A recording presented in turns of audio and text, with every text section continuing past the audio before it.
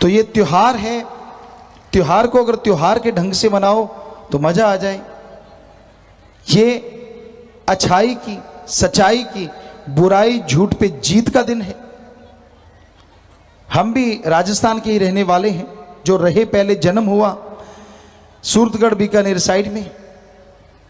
तो हमने भी दशहरे देखे हैं। श्री गंगानगर में एक बार गए, दशहरा मनाया जा रहा था। वहां कोई इंस्पेक्टर जानकार थे, बहुत फोर्स लगी हुई थी। हमने कहा ये क्या कर रहे हो आप, इतनी फोर्स? ध्यान से सुनिएगा, आपके नगर का तो पता नहीं। वो कहने लगा गुरुजी, तब उसने जो हमारा नाम था उसी से बुलाना था। कहने लगा अभी ये रावण जलेगा, यहां बैठे पता नहीं कितने रावण बन जाएंगे, ये तो जल के काम तमाम हो जाएगा, पर उनको संभालने के लिए फोर्स लगाई जा रही है। अब बताइए, है तो बात सच्ची। इस दिन जुआ खेलना, ये तो रावण की प्रवृत्ति हो गई। इस दिन नशे करना, मांस खाना, ये भी रावण की प्रवृत्ति। राम जी वाली तो कोई प्रवृत्ति हुई ना। अगर आप दशहरे को सही ढंग से मनाना चाहते हो तो गली कूचे बुहारो, सफाई करो, आपको पता चले कि भाई हाँ ये है राम जी वाली चीज। उन्होंने बुराइयों की सफाई की थी, तो ये भी तो एक बुराइयां हैं, इससे दिमाग में विकार आते हैं, इससे बीमारियां आती हैं। सिर्फ घर को थोड़ा साफ कर लिया, थोड़ी बंधनवार लगा दी, थोड़े दिए लगा दे, हो गया काम। चलो फिर भी आप अच्छे हैं, इतना कर तो लेते हैं। पर इस दिन जो जुआ खेलते हैं, इस दिन जो नशे करते हैं, बुरा हाल करते हैं, आप बताइए वो रावण को मानने वाले हैं या राम जी को? आप सब जानते हैं, बोल नहीं रहे, बोल दीजिए। रावण को। हाँ शाबाश, सही बात है। इसमें क्योंकि ऐसा कर्म तो रावण के, राक्षस के हाथ में होता है। राम जी ने थोड़ा ही शराब पी थी। तो आप सोचिए, आप जो त्योहार मनाते हैं उसको आप किधर ले जा रहे हैं? है तो वो अच्छाई का प्रतीक, और आप उसे बुराई का बना के छोड़ देते हैं। इस दिन आप घर परिवार के साथ खुशी मनाएं, अच्छे कर्म करने का संकल्प करें, खूनदान करें कि हाँ भाई हम आज खूनदान कर रहे हैं, किसी की जिंदगी बचेगी उससे, ऐसा कर्म कीजिए। चलो मरणोपरांत आंखें दान का लिख लीजिए कि भाई चलो मर तो जाएंगे, ये आंखें किसी के काम आ जाएंगी, ऐसे फार्म भरिए आज के दिन। ना जी, नहीं फार्म भरते, क्योंकि भ्रांतियां फैली हुई हैं। कहते अगर आंखें किसी को दे दी अगले जन्म में नहीं आएंगी, तो क्या आप अपने साथ लेके जाओगे आंखें? आग में वो भी उनका पटाखा तो बोल ही जाना है। जब आग में शरीर रख दिया, धरती में दफना दिया, गल सड़ जाएंगी। अच्छा नहीं कि आप जाते जाते इनको दान कर जाएं कि मरणोपरांत मेरी आंखें उन अंधों को लगें जो कर्मों के मारे हैं, और उनकी दुआएं आपकी आने वाली पीढ़ियों को लगें। कीजिए ऐसे अच्छे कर्म। अगर दशहरा मनाना है, नशाबंदी करवाइए। आइए आगे कि भाई हमारे देश में नशा नहीं होना चाहिए, हमारे शहर में नशा नहीं होना चाहिए। हम तो धार्मिक लोग हैं, हिंदू धर्म में, इस्लाम धर्म में, सिख धर्म में, ईसाई धर्म में किसी भी नशे की कहीं कोई जगह नहीं, बल्कि महापाप और राक्षसों का, शैतानों का खाना पीना बताया गया है। पढ़ लीजिए पाक पवित्र ग्रंथों को, हमने तो सभी ग्रंथों को पढ़ा है। तो ये चीजें छुड़वाइए इस दिनों में, भले कर्म कीजिए। जो फुटपाथ पे बैठे लोग होते हैं, आप नाक मुंह सिकोड़ के निकलते हो वहां से, उनका रहने का कहीं इंतजाम करवा दीजिए, उनका इलाज करवा दीजिए। चलो परमानेंट उनका भोजन का ही कर दीजिए, बेचारे अंगहीन अपंग जो हैं। कीजिए ऐसे कर्म, ये हैं राम जी वाले कर्म, अगर कर सको तो। सिर पटाखे बजते देख लिए, शोर मचा लिया, तालियां बजा दी, हो गया काम, घर को वापिस। धक्का मुक्की में भी 100 शरारतें। तो ये कोई रावण की प्रवृत्ति नहीं, राम जी की प्रवृत्ति फैलाओ। आज जरूरत है इसकी। तो आपको आशीर्वाद, जो भी हमारी इन कई बातों पे कोई भी एक बात भी मान के आगे चले, भगवान उसकी झोलियां भरे, खुशियां दे, ये भगवान से, अल्लाह राम से प्रार्थना कर सकते हैं। और आपको इस त्योहार के लिए आशीर्वाद कहते हैं। स्वस्थ तरीके से मनाइए, बीमार मत बनिए, स्वस्थ बनिए इस दिन। तो रूहानी सत्संग किसे कहा जाता है? यहां एक मालिक, सुप्रीम पावर, ओम हरि अल्लाह गॉड खुदा रब की चर्चा हो, उसके बारे में रीत क्या है, कुरीति क्या है, सच क्या है, झूठ क्या है, यह सुनने को मिले,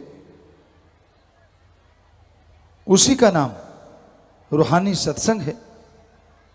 पर एक और बात कि यह सब सुनने को मिले पर बदले में कुछ भी दाम ना देना पड़े। तो सत्संग, यहां एक मालिक की चर्चा होती है, यहां परम पिता परमात्मा ईश्वर से, अल्लाह राम से मिलने का ढंग बताया जाता है। तो भजन के अनुसार, शब्द नज़म के अनुसार आपको समझाएंगे। जिस नाम का लिया सहारा, उसे काल बली ने ना मारा, भवसागर ये गहरा है भारा, बिन मांझी ना मिलता किनारा। यह संसार भय का सागर है।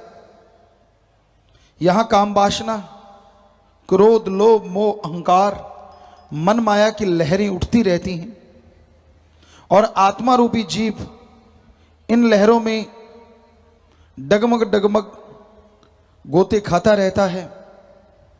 ऐसा लगता है डूबेगा, ऐसा लगता है तर जाता है। यानी इंसान अपनी जिंदगी में कई बार मरता है और कई बार पुनर्जीवित हो जाता है। जीते जी मर के जीवन हासिल करना बड़ा ही दुखदाई है दुनियावी निगाह से। बहुत ज्यादा टेंशन आती है, दुख आता है, चिंता आती है, तो जीते होते हुए भी इंसान मर जाते हैं। उस चिंता से मुक्ति मिल गई, चिंता से आजाद हो गए, तो फिर से ऐसे लगता है कि जीवन मिल गया। तो यूं जिंदगी में पता नहीं कितने बार इंसान के साथ होता है। तो ये रोज रोज के मरने से, रोज रोज के मरने से, तड़फने से छुटकारा अगर आप हासिल करना चाहें तो वो किया जा सकता है। और उसके लिए ओम हरि अल्लाह गॉड खुदा रब का नाम है। भक्ति का वो तरीका है। अगर उसका जाप करो, अगर उसका अभ्यास करो, तो आप जन्म मरण से आजाद हो सकते हैं और जीते जी आपके गम, दुख, दर्द, परेशानियां, बीमारियां खत्म हो सकती हैं। तो अच्छे कर्मों में सर्वश्रेष्ठ कर्म ये उस ओम हरि अल्लाह राम को याद करके इस मृत्युलोक में उसके दर्शन कर सकता है। जीते जे गम, दुख, दर्द, चिंताएं खत्म हो और मरणोपरांत आवागमन खत्म कर सकता है। मोक्ष, सच्ची मुक्ति जिसे कहते हैं, वो इसे हासिल हो सकती है। तो सच्चा मोक्ष, सच्ची मुक्ति हासिल करने के लिए आप को घर परिवार नहीं छोड़ना, आपको कपड़ा लत्ता नहीं बदलना। आप जिस धर्म में रहते हो उसी में रहिए। जैसा कपड़ा लत्ता आपको पसंद है पहनिए। बस अपने अंदर की बुराइयों का सफाया करना है। अंत्यकरण की बुराइयां अगर आप खत्म कर लोगे, अंत्यकरण की बुराइयां अगर आप मिटा डालोगे, तो यकीनन उस परमपिता परमात्मा अल्लाह राम की खुशियों के हकदार बनते चले जाओगे। तो इंसान आज के दौर में आत्मबल कमजोर किए बैठा है। आत्मा कमजोर होती जा रही है, जिससे जरा जरा सी बात भी सहन नहीं होती। जरा जरा सी बात के लिए इंसान इंसान से टकरा जाता है, नफरतें पैदा होती हैं और बुराइयों की दलदल में ऐसा फंसता है कि निकल नहीं पाता। तो जिस तरह कोई दलदल में फंसा हो, मरणोपरांत अगले जहान में भी कभी टूटे ना, कभी छूटे ना, ऐसी रस्सी है ओम हरि अल्लाह की वो धुन, अनहद नाद, वो बांगे इलाही, कलमाए पाक, वो मालिक से आने वाली आवाज जो निरंतर आ रही है, जो कभी बीच में से टूटती नहीं, कभी रुकती नहीं। उस आवाज को पकड़ेगा तो उसके सहारे ये अपनी तमाम बुराइयों से निजात हासिल कर सकता है। तमाम बुराइयां इससे दूर हो जाएंगी और आवागमन, जन्म मरण का चक्कर खत्म हो जाएगा। तो उस बांगे इलाही अनहद नाद को जीव पकड़े उसके सहारे रूहानी मंडलों पे चढ़ता चला जाए तो यकीनन उस मालिक की कृपा दृष्टि के काबिल बनेगा। अपने अंतःकरण की, अपने अंदर की अगर सफाई करना चाहते हो तो सत्संग रूपी इस सागर में आके बैठिए। सत्संग में आके आप बैठेंगे, सुनेंगे और अमल कर ले तो यकीनन आपके जन्मों जन्मों के पाप कर्म करते जाएंगे। ईश्वर का, अल्लाह का, मालिक का नाम लेना बड़ा ही आसान है। मालिक के नाम पे कोई दाम नहीं लगा करते। मालिक का नाम खाना खाने से भी लेना आसान है।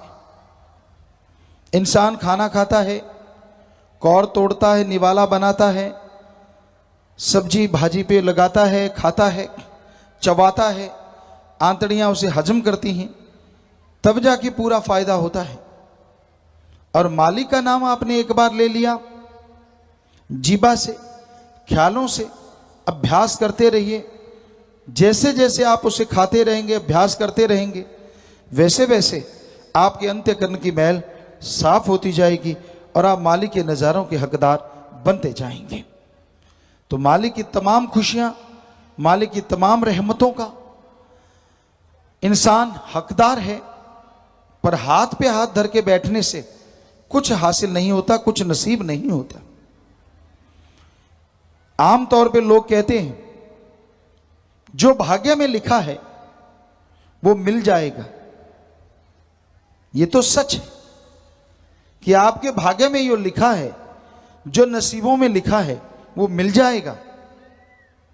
पर जो भाग्य में नहीं लिखा, शायद आपको मालूम नहीं, मनुष्य उसे भी हासिल कर सकता है। हमारे हिंदू धर्म में लिखा है, हिम्मत करे अगर इंसान तो सहायता करे भगवान। इस्लाम धर्म में लिखा है, हिम्मते मर्दा मदद खुदा, कि जो हिम्मत करते हैं, मेहनत करते हैं, हक हलाल कड़ा परिश्रम के साथ साथ ओम हरि अल्लाह की भक्ति इबादत करते हैं, वो अभाग्यशाली से भाग्यशाली बन जाते हैं और भाग्यशाली से अति भाग्यशाली बन जाया करते हैं। ऐसी है राम नाम की संजीवनी, ऐसी है अल्लाह की इबादत की वो ताकत, वो शक्ति जो इंसान को, इंसान से भगवान तक का सफर तय करवा सकती है। तो आप उस परम पिता परमात्मा, उस अल्लाह मालिक का नाम जपें। नाम है क्या? जैसे आदमी आदमी कहते रहें तो आप में से कोई नहीं उठेगा। आपका नाम लेके बुलाएं तो आप झट से खड़े हो जाएंगे।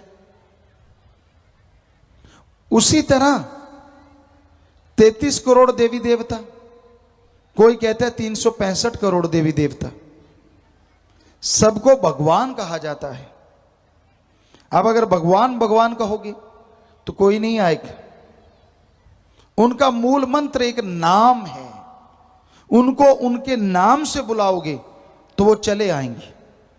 और हम यहां आपको जो नाम बताने आए हैं वो उस ओंकार का है जिसने ब्रह्मा जी, विष्णु जी, महेश जी को बनाया। कई कहते जी हमने तो पढ़ा ही नहीं ओंकार कौन सा है। थोड़ा सा आपको डिटेल में बता देते हैं। ब्रह्मा जी जब पैदा हुए तो जिस प्रकाश के पुंज से वो निकले, उन्होंने सोचा क्यों ना मैं देखूं आखिर ये प्रकाश कहां से आ रहा है, कोई तो इसका किनारा होगा, क्योंकि ये तो प्रकाश का जबरदस्त पुंज है।